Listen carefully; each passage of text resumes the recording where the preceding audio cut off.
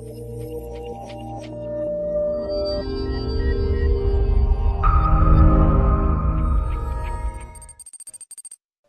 Cows पे और इन पे जो हमने एक्सपेरिमेंट, स्ट्रे काउस के जो गोबर गौमूत्र में हमको 5 to 10 वेराइटीज ऑफ माइक्रोब्स मिले। एंड जब ईयर कंप्लीट हुआ, जब मतलब वर्षा का पूरा नक्षत्र का साइकिल ख़त्म हुआ, तो उन्हीं के शरीर से हमको 1.25 लाख वेराइटीज़ के माइक्रोब्स मिले।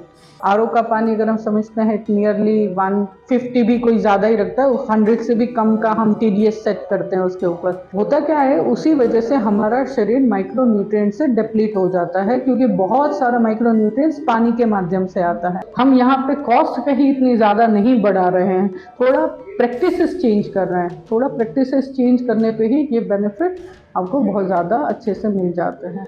जैसे जंगल का कार्बन 18% होता है, हमारे ऑल एंड एवरेज इंडिया का कार्बन 0.3 है। ठीक है, अगर मेरे शरीर का कार्बन 8 to 10% होगा, I am on my death bed. कोई और मेथड से भी अगर ऑर्गेनिक फार्मिंग कर रहे हो, यील्ड कम आ रहा है, तो भी उसको छोड़ना नहीं चाहिए, क्योंकि केमिकल से तो यील्ड आएगा ही नहीं। अब वो सिचुएशन कब आ गई, कितनी हार्डनेस आ गई। आप इतनी छोटी छोटी चीज़ों माइन्यूट लेवल पे देखेंगे तो आपको समझ में आएगा कि हम क्या कचरा खा रहे हैं। In the last episode, we heard from Mr. Mahesh Maheshwari. Today, we have his sister with us. Her name is Mrs. Sejal Maheshwari. She, by profession, is a software developer, but by passion, she is also a big fan of organic farming and sustainable agriculture. Welcome to our channel. We are glad to have you here. So, in the last episode, we heard from Mr.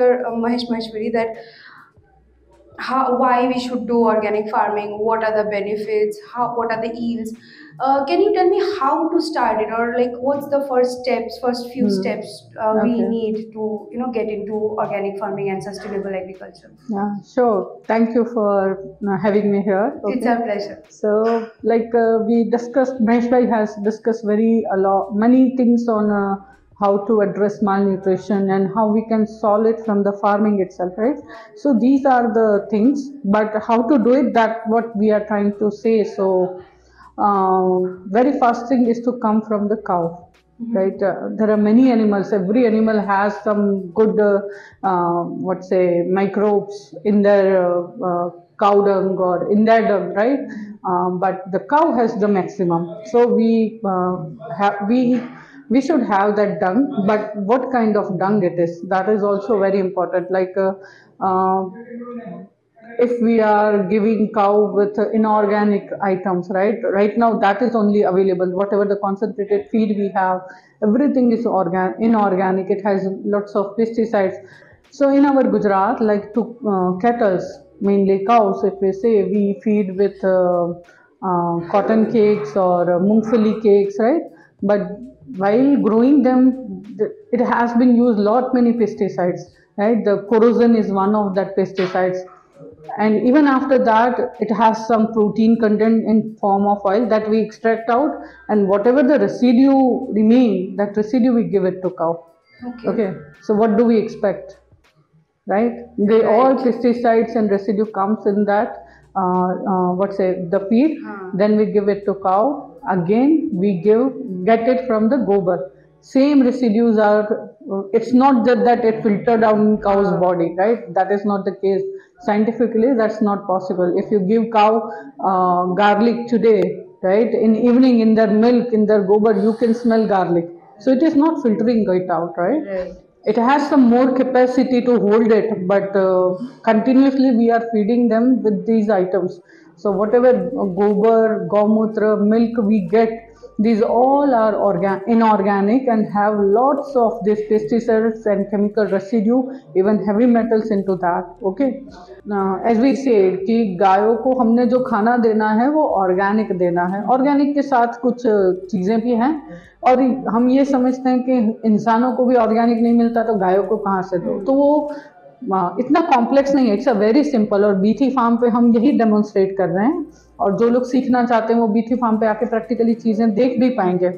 सो हमको क्या करना है कि गायों का, अभी देखो, गायों का शरीर को ऑलरेडी वो गोबर के रेसिड्यू हमको मिल रहे हैं, हमको वो रेसिड्यू वहाँ पे नहीं चाहिए, तो हमको गायों को फीड उसको करेक्ट करना पड़ेगा। और ऑलरेडी जो बॉडी में आप एलोपैथी देखें या आयुर्वेदिक देखें, कोई भी डिसीज़ का अगर करेक्शन स्टार्ट होता है, it always start with detoxification, क्योंकि जब तक पुराना कचरा शरीर से बाहर नहीं निकलेगा नई चीज़ें एब्जॉर्ब नहीं होती. So that's why for detoxification of cow, we give them Suvarn Prashan, which is actually 931 varieties of medicinal plants. Okay, वो 20 ml हम पर डे पर काउ को देते हैं. उसका बेनिफिट क्या है कि पहले क्या था कि गाय जैसे नक्षत्र के हिसाब से जो भी वेजिटेबल्स, औषधि सब ग्रो होती थी, गौचर जमीन पे गाय जाती थी, खा के आती थी.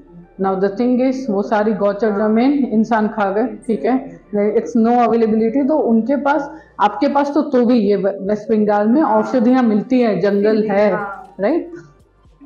If they are going there grazing it, it's good.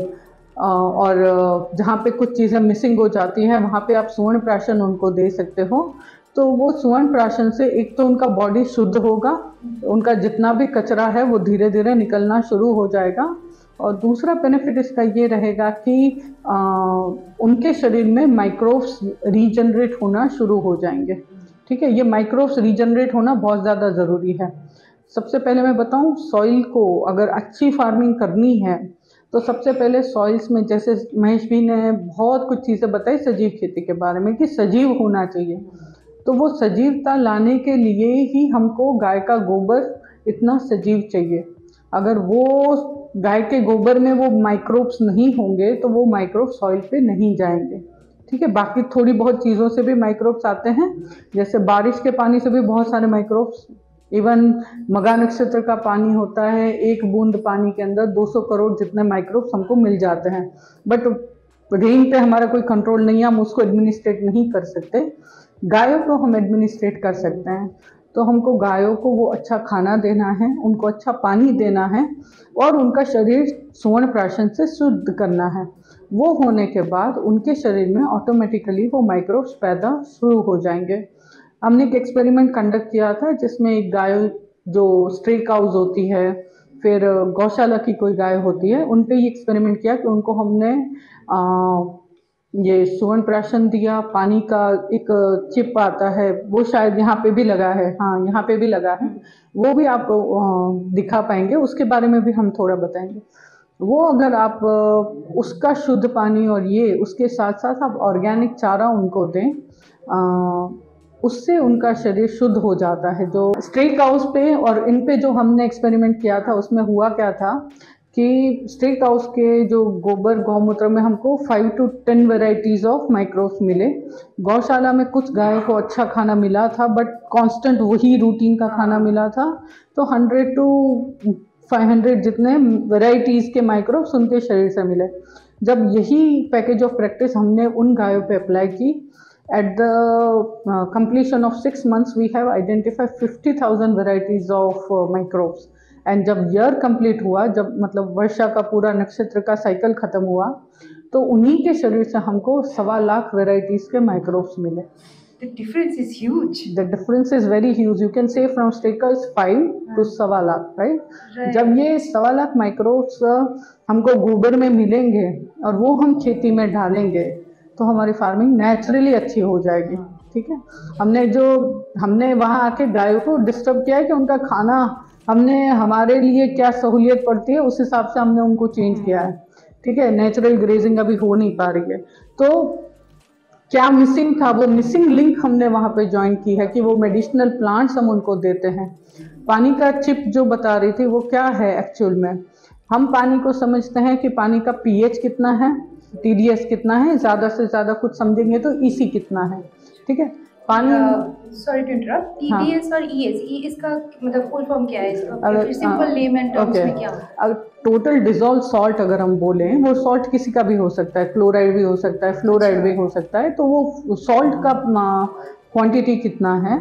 और दूसरा जो अगर ईसी बोले तो इलेक्ट्रोकंडक्टिविटी किसी चीज़ की कितनी है, और पीएच बोलते हैं जो, ठीक है, एसिडिक है या अल्कलाइन है, that is based on the pH we can identify. So हम पानी को जनरली ये 3 चीज़ों से ही समझते हैं. एज अ ह्यूमन कंजम्पशन के लिए हम सोचे तो हमने सभी ने घर पे आरओ लगा रखा है, ठीक है। आरओ का पानी अगर हम समझते हैं नियरली 150 भी कोई ज़्यादा ही रखता है, 100 से भी कम का हम TDS सेट करते हैं उसके ऊपर। होता क्या है, उसी वजह से हमारा शरीर माइक्रो न्यूट्रिएंट से डिप्लीट हो जाता है, क्योंकि बहुत सारा माइक्रो न्यूट्रिएंट्स पानी के माध्यम से आता है। बट द थिंग इज, वो पानी में जो TDS है वो मैक्रो फॉर्म में है कि हमारा शरीर उसको डाइजेस्ट नहीं कर पाता है। इस वजह से हमारा किडनी भी खराब हो सकता है।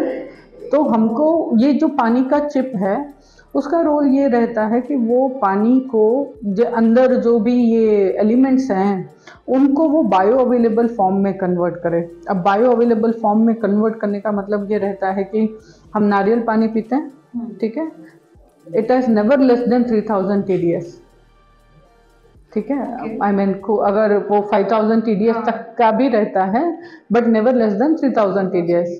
हम वो आराम से पी सकते हैं, हमारा बॉडी उसको डाइजेस्ट भी करता है, डॉक्टर सजेस्ट भी करते हैं। लेकिन वही 3000 TDS का पानी आप अगर कहीं और पियेंगे, your body won't be able to digest it, right, because वही प्रॉब्लम है कि आपका सॉल्ट जो है वो डिजॉल्व फॉर्म में नहीं है, हाई तो दोनों में है। The thing is your body is not able to digest, it's not in the bio available form. So जो पानी के चिप का काम है वो होता है कि किसी भी सॉल्ट को बायो अवेलेबल फॉर्म में कन्वर्ट करना, कि आपका बॉडी उसको डाइजेस्ट करे। तो उससे ये बेनिफिट हो जाता है कि आपको माइक्रो न्यूट्रिएंट्स मिल जाते हैं, ठीक है। और पानी को जीवंत बनाना, हम ये समझते हैं कि पानी को जीवंत बनाना चाहिए। तो जीवन से मतलब ये रहता है कि उसके अंदर माइक्रोब्स पॉपुलेशन अच्छी होनी चाहिए, उसमें नेसेंट ऑक्सीजन होना चाहिए, वो सिर्फ H2O नहीं होना चाहिए।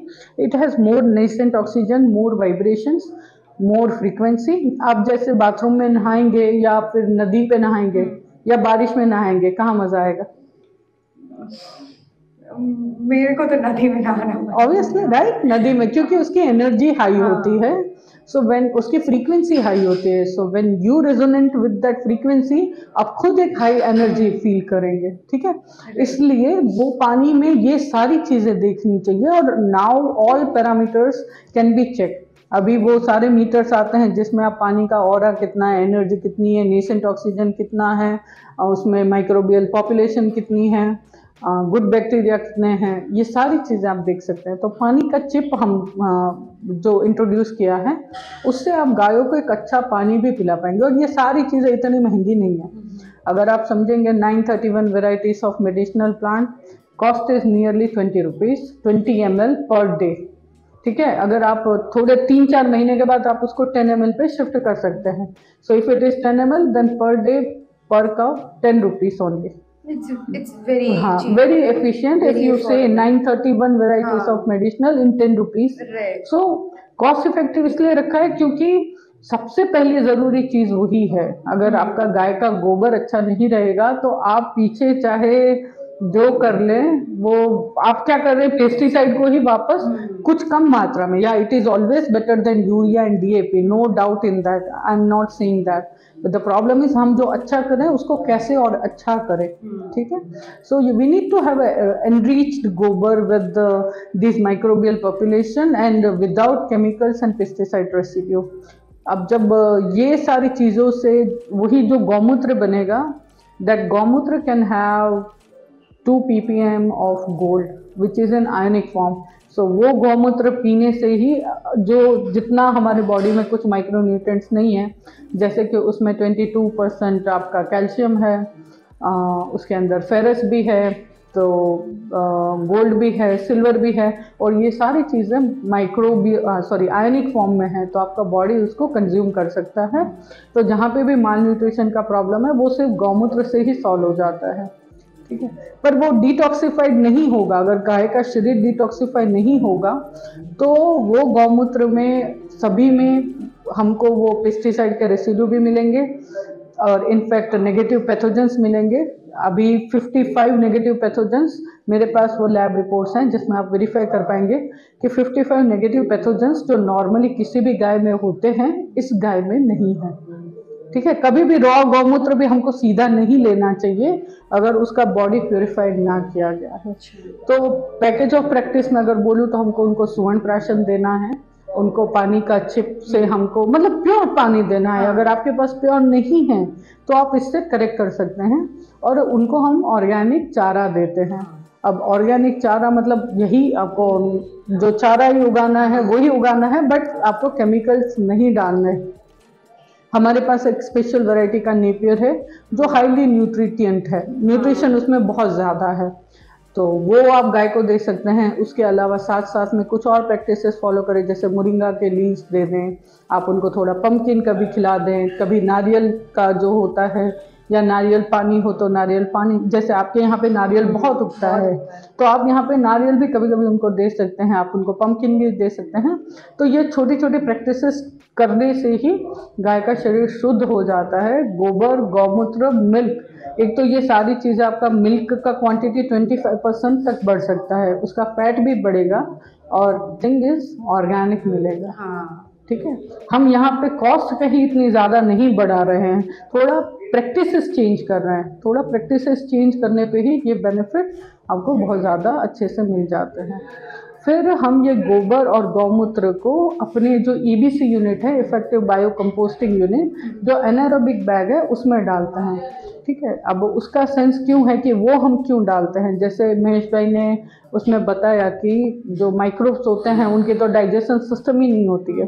ठीक है, तो वो सीधा आपका कॉम्प्लेक्स गोबर डाइजेस्ट नहीं कर पाएंगे, तो हमको सीधे सीधा गोबर उनको नहीं परोसना है। हमको उनको जैसे मैं कुछ रोटी खाऊंगी तो रोटी मेरे खून में जाके नहीं मिलेगी, रोटी पूरा डाइजेशन सिस्टम्स में जाते जाते एंजाइमेटिक फूड में कन्वर्ट होगी और वो एंजाइम्स जाके मेरे ब्लड में मिल जाते हैं। ठीक है, तो ये ईबीसी एनारोबिक जो बैग है वो गोबर को एंजाइमेटिक फॉर्म में कन्वर्ट करके जो लिक्विड निकलता है, जिसको हम LFM बोलते हैं, लिक्विड फर्मेंटेड मैन्योर, फार्मर लोग उसको एडवांस जीवामृत बोलते हैं क्योंकि वो इंग्लिश नेम थोड़ा डिफिकल्ट हो जाता है उनके लिए प्रोनाउन करना। तो वो LFM जब एंजाइमेटिक फॉर्म में कन्वर्ट होता है, जैसे छोटे बच्चे को आप 56 भोग की थाली नहीं दे सकते, वैसे गोबर एक कॉम्प्लेक्स फूड है, वो आप देंगे तो उसमें से थोड़ा रस निकलेगा, वही माइक्रोब्स खा पाएंगे, पूरा गोबर का गुण आपको नहीं मिलेगा। तो जब ये एंजाइमेटिक फूड में कन्वर्ट हो जाता है एनारोबिक सिस्टम से, वो आपके फार्म में जब जाता है तो वो सीधा एब्जॉर्ब हो जाता है, माइक्रोब्स को खाना भी मिल जाता है। ठीक है, अब ये है कि ये इसमें हम क्या क्या डालते हैं, तो इसके अंदर हम दो फॉर्मुलेशन से, मल्टीपल फॉर्मुलेशन से बन सकते हैं। जनरली फार्मर के पास जो चीज़ें अवेलेबल होती हैं उसका अगर मैं फॉर्मुलेशन बताऊं तो हम गोबर डालते हैं, गौमूत्र डालते हैं, कर्ड और राइस डालते हैं, फिर कुछ फ्रूट्स और वेजिटेबल का वेस्ट और उसका क्रश मिल जाए, जैसे जिसमें प्रेफरेबली है पंपकिन है, एलोवेरा है, बीट है, बनाना है, या any sweet kind of taste जो फ्रूट का आता है वो आप ले सकते हैं। और थोड़ा जैगरी थोड़ा क्वांटिटी में है। ये सारी चीज़ें आप एक फॉर्मुलेशन है, इनमें कितना रेशियो प्रोपोर्शन उसका मैंडेटरी है, ये आप उस CBC बैग में डालते हैं। दूसरा, कोई फार्मर ऐसे बोलता है कि मेरे पास जैगरी मुझे महंगा पड़ रहा है, या तो मेरे पास अवेलेबिलिटी जैगरी की नहीं हो पा रही है, या मैं गौमूत्र कलेक्ट नहीं कर पा रहा हूँ, या तो फिर कर्ड और राइस मेरे लिए पास मिल्किंग काउ नहीं है तो मेरे पास कर्ड नहीं हो पा रहा। ऐसी कुछ चीज़ें अगर फार्मर को वो प्रॉब्लम फेस होती है तो हमने एक कल्चर भी बना रखा है जो इन 4 चीज़ों को, गौमूत्र को, कर्ड को, राइस को और जैगरी को रिप्लेस करता है, और उसकी जगह वो कल्चर यूज़ कर सकते हैं। कॉस्टिंग में फ़र्क नहीं आता है, बट इन्वेंट्री मैनेज करना, लेबर, वो सारी चीज़ें आपकी स्मूथ आउट हो जाती है। Then it is up to farmer कि वो क्या यूज़ करना चाहते हैं। ठीक है, हम उसको ऑल इन वन कल्चर बोलते हैं। तो वो अगर फार्मर अपने बैग में डालेंगे तो पूरा प्रोसेस है, जैसे आपको फर्स्ट टाइम उसको कम, जैसे 6000 लीटर का बैग है, that is the smallest one, उसको पहले दिन 3000 लीटर से आपको फिल कर देना है। उसके बाद 30 डेज़ का रेस्ट पीरियड आएगा। 30 डेज़ के बाद आप एवरी डे आप 300 लीटर आउटपुट उसका निकाल के यूज़ कर पाएंगे। So that is a enzymatic food actually, और वो जब आप अपने फार्म पे डालते हैं तो बहुत सारी चीज़ें हैं, मतलब बहुत अच्छा प्रोडक्शन आप अपने खेत पे देख पाएंगे, क्योंकि आपके फार्म के अंदर एक तो माइक्रोब्स गए, बहुत सारा 108 elements type of microbial rich आपका खाद गया और उसके साथ साथ उनका खाना भी गया। तो माइक्रोब्स को आप खाना परोसते हो उसके साथ साथ। तो जैसे महेश भाई ने बताया था कि फूड से डिप्लीट हो जाते हैं इसलिए मर जाते हैं, तो आपने उनका खाना भी परोस दिया, इस वजह से उनका जो रिप्रोडक्शन साइकिल है वो भी बढ़ता जाता है और मतलब हमारा सॉइल हमेशा माइक्रोब से रिच रहता है। So these are the things, basic things we are implementing. बोलने में जितना कॉम्प्लेक्स कभी कभी लगता है उतना कॉम्प्लेक्स है नहीं। बीथी फार्म पे आप शायद लोगों को डेमोन्स्ट्रेट कर पाएंगे कि कितना स्मूथ प्रोसेस है। और तीसरा कि जो बायोपेस्टिसाइड्स हम यहाँ पे बीथी फार्म में भी बनाते हैं अभी, बायोपेस्टिसाइड जैसे कोई भी चीज़ कोई ऑर्गेनिक ग्रो कर भी ले, द प्रॉब्लम आता है जब यहाँ पे पेस्ट का अटैक हो जाए, तब क्या करेंगे, राइट? तब अब अगर हमारे पास ऑर्गेनिक वायबल एंड क्या बोलते हैं इनफ प्रोटेक्टिव सोल्यूशन नहीं होंगे तो वापस वहाँ पे केमिकल यूज करना पड़ेगा, ठीक है? बैक टू जीरो हो जाएगा, ठीक है? तो इसीलिए, और उसके अलावा वीड्स के जब प्रॉब्लम आएंगे, ठीक है, क्योंकि वीड्स में ही सबसे ज़्यादा केमिकल्स यूज होते हैं, ठीक है? अगर कैंसर का कॉजिंग एजेंट अगर बोलूँ तो वीड जो आता है उसके जो हम स्प्रे करते हैं वो बहुत ज़्यादा उसमें कंट्रीब्यूट करता है। तो इन्हीं सारी चीज़ों के ऑर्गेनिक सॉल्यूशंस है। कुछ पेस्टिसाइड्स हैं जो रेपेलेंट हैं, जो इंसेक्ट को 80% तक आने नहीं देंगे। क्या रखा है? शील्ड रखा है, बीथी गार्ड रखा है, राइट? बीथी गार्ड इज रिपेलेंट, बीथी shield is like above the soil, below the soil के डिसीजेस आते हैं जैसे वायरल फंगल अटैक हो जाता है तो उसको भी, रूट के जितने भी डिसीज आते हैं उसको भी सॉल्व करते हैं। और आपका जो वीड के प्रॉब्लम आते हैं उसको भी आप अपने ऑर्गेनिक वे में सॉल्व कर पाते हैं।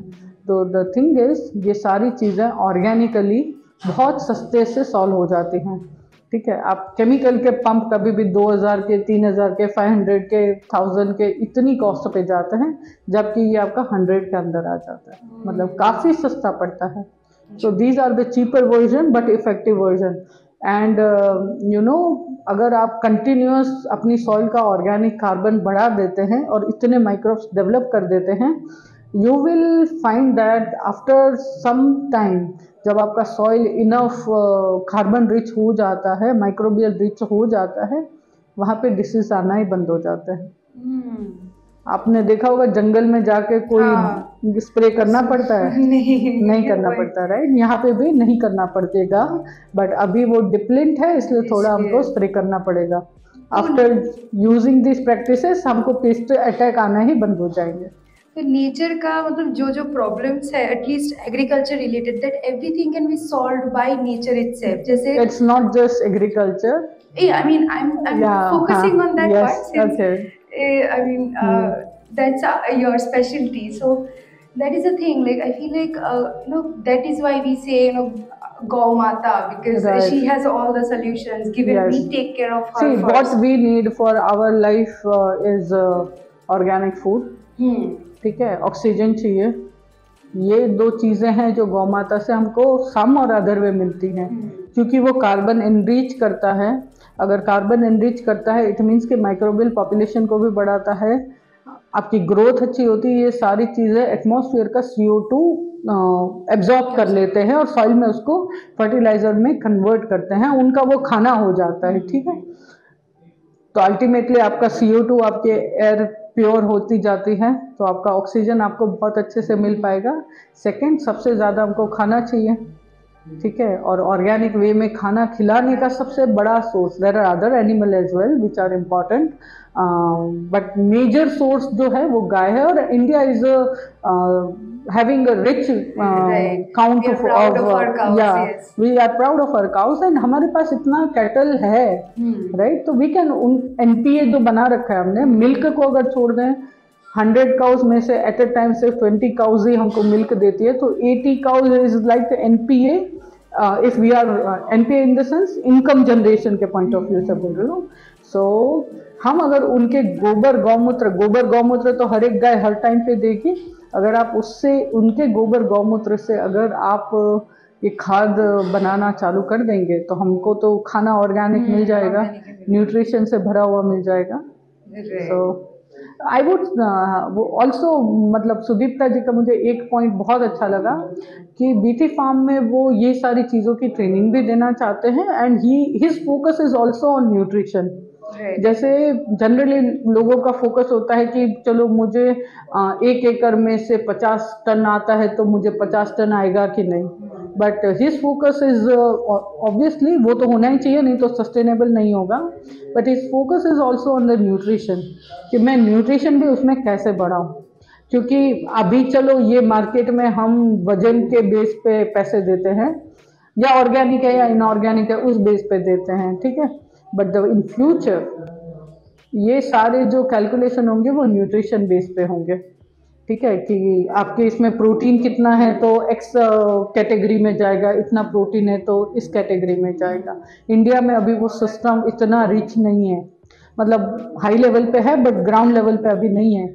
अगर वो ग्रेजुअली आना शुरू हो जाए तो every farmer will consciously put efforts in making thing nutrient. और एक्चुअली ये जो मेथड्स हैं that is a win win situation. It is, ऐसा नहीं है कि ये इनकम या रेवेन्यू जनरेटिंग नहीं है, it has lot of revenue as well, अगर उसको राइट वे से एडमिनिस्ट्रेट किया जाए, राइट। जैसे नेपियर ग्रास अगर हम ग्रो कर पाते हैं, you can understand the method which we grow, we are able to get more than 1000 ton, 1000 ton से ज़्यादा पर एकड़ में हमको नेपियर का प्रोडक्शन मिलता है पर ईयर। अगर ये आप समझ ले हरा चारा है, अगर आप 1 रुपये से भी सेल करते हैं, your income will be 10 lakh rupees पर एकड़ पर ईयर। जो फार्मर इतना कम कमा पाते हैं वो कहाँ तक कमा सकते हैं। थिंग इज कि हाँ मार्केट होना चाहिए, that is different subject, but जहाँ पे जिस चीज़ का मार्केट है, यहाँ पे जैसे फिशरीज का मार्केट है, ठीक है, तो वो सारी चीज़ें फिशरीज में भी जाती हैं, ठीक है। सो मार्केट जिस चीज़ का है वो चीज़ आप बहुत अच्छे से ग्रो कर पाते हैं, ठीक है। पिछले पॉडकास्ट में सर ने बोला था कि कॉस्टिंग लगभग एक ही पड़ता है, ऑर्गेनिक इनऑर्गेनिक का लगभग round about the same, but yield शायद थोड़ा पहली सीजन पे 50% कम आता है, but other than that I think organic farming is the future. Let me correct you, Mahesh भाई ने कहा कि जो अभी की प्रैक्टिसेस है, not what we are doing, जो अभी की प्रैक्टिसेस है उसमें फार्मर डीमोटिवेट हो जाते हैं ऑर्गेनिक फार्मिंग करने के लिए।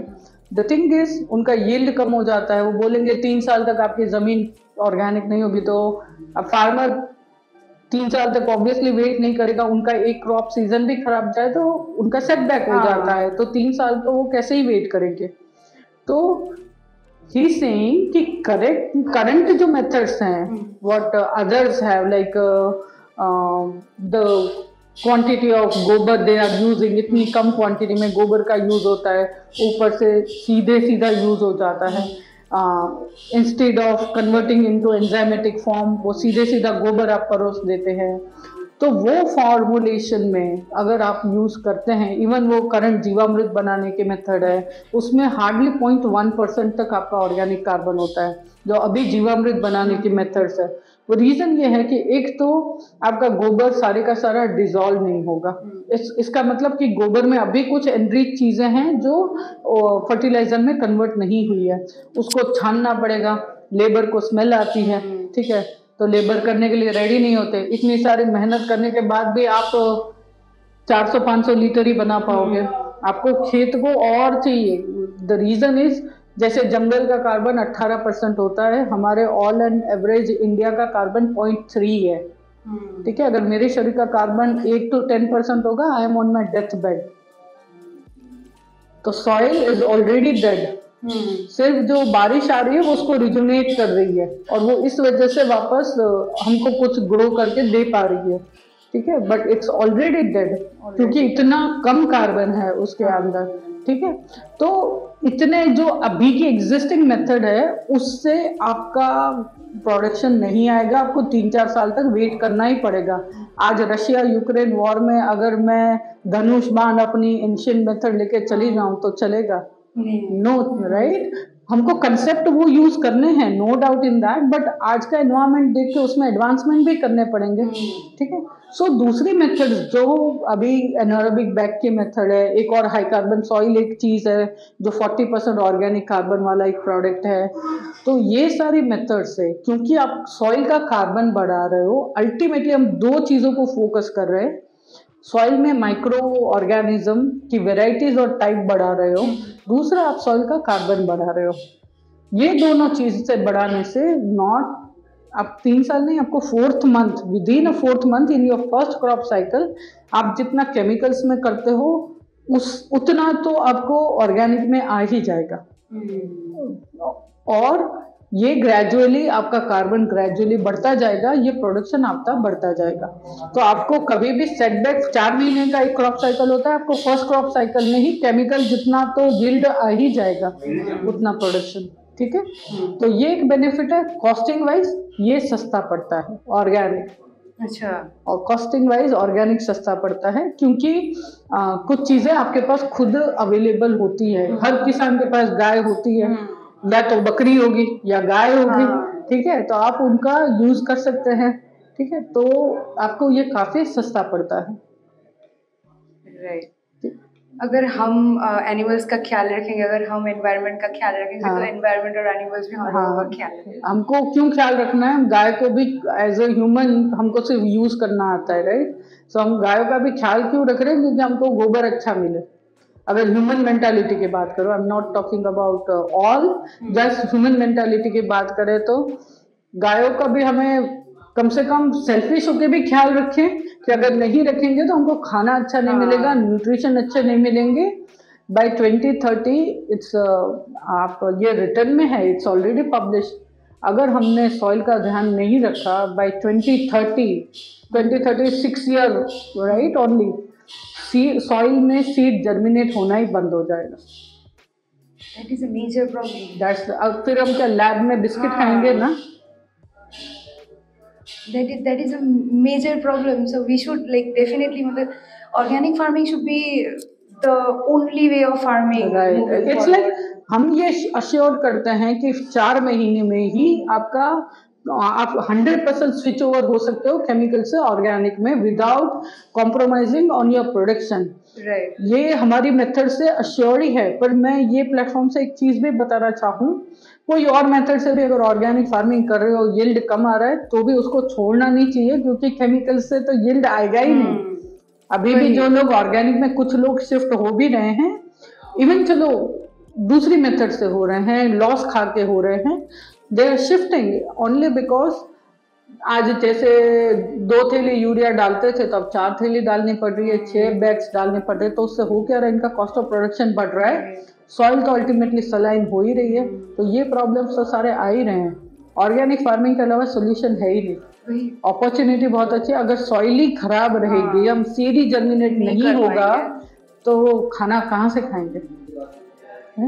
सो ये है। हाँ, बट आप यहाँ से बीटी फार्म से वो आप ट्रेनिंग देंगे कि वो ऑर्गेनिक से केमिकल से और सजीव खेती में कैसे शिफ्ट होंगे, और without compromising on their yield, इतना तो यील्ड आ ही जाएगा, प्राइस में भी उनको काफ़ी अफोर्डेबल रहेगा, और प्रोडक्शन जो निकलेगा, फार्मर भले ये सोचता हो कि भाई मेरा 10 किलो के बदले 10 किलो आ रहा है कि नहीं, बट बीटी फार्म या हमारा अल्टीमेटली कॉन्शियसली माइंड यही होगा कि उसमें न्यूट्रिशन आ रहा है कि नहीं।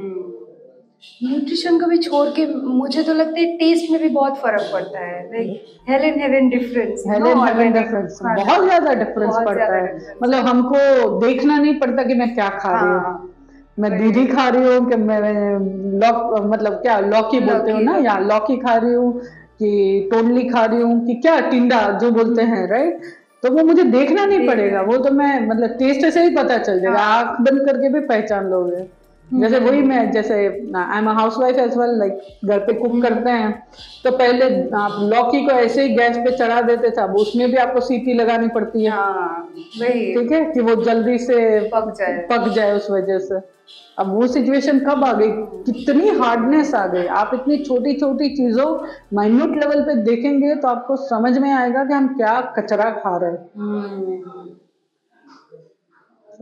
ये चेंज आना चाहिए, ये चेंज आना चाहिए, ये चेंज ज़रूरी है। और बहुत ज़रूरी। Young people like you and your teams, I request इसको जितना जो मेथड अच्छी लगे, अगर आपको लगता है कि हम फेल है, हमारी मेथड अच्छी नहीं, इट्स ओके, हमको भी कुछ आके सिखाइए, हम भी सीख लेंगे, ठीक है, that's no issue in that, but अच्छा ही खाना उगाएं। ये फार्मर्स को भी इतना ही रिस्पॉन्सिबल होना पड़ेगा। और मुझे एक अच्छा लगा कि बीथी फार्म उनके जितने भी ऑर्गेनिक वेजिटेबल्स और फ्रूट्स को बायबैक भी करेंगे। तो इनको एक होल्डिंग रहेगा कि भाई हम ऑर्गेनिक उगा तो ले, बेचे कहाँ, राइट। सो बीथी farm is giving them hand holding कि आप हमको बेच दो, आपको कहीं और बेचने जाने की जरूरत नहीं है। तो एक ये बहुत प्लस पॉइंट है कि उनको कहाँ सेल करना वो टेंशन नहीं है। आप you can buy back, you do have your whatever your plan, you can execute that way. So इनसे क्या होगा कि उनका सेलिंग का भी सबसे, कोई भी अच्छी चीज उगा लो मार्केटिंग तो करनी पड़ेगी, बट उनका वो सेल सॉल्ड आउट है। आप यू आर सॉर्टेड कि आपके पास उगा के यहाँ पे बेचना है। सो ये एक बहुत बड़ा प्लस पॉइंट है विथी फार्म। हमारे फार्म में जैसे बहुत सारे काम चलते हैं, जैसे बायोगैस हम बनाते हैं, गायों को खिलाने के लिए खुद का नेपियर्स ऑर्गेनिकली ग्रो करते हैं, फिर गायों का भी टेक केयर करते हैं, सब करते हैं। Nothing could have been possible without the support of you and mister Maheshwari. So we are incredibly thankful for your presence. No, actually I am thankful कि हम भी चाहते हैं कि ये methods आगे जाएं, and बीथी farm has taken this forward for the West Bengal region. So we are buying back all the vegetables that the farmers are growing, as well as we are taking up initiative to teach other farmers कि like organically कैसे grow करें, future को ध्यान में रख के कैसे आगे बढ़े। पर ये कुछ भी नहीं होता अगर आप लोग साथ में नहीं रहते। तो we are absolutely honoured to have you here. So thank you again. It was an amazing podcast. I'm sure people enjoyed it. We got to learn a lot. Yeah. So please come back again. Thank you We'll very keep in much. touch. Thank you. Thank you. Yeah.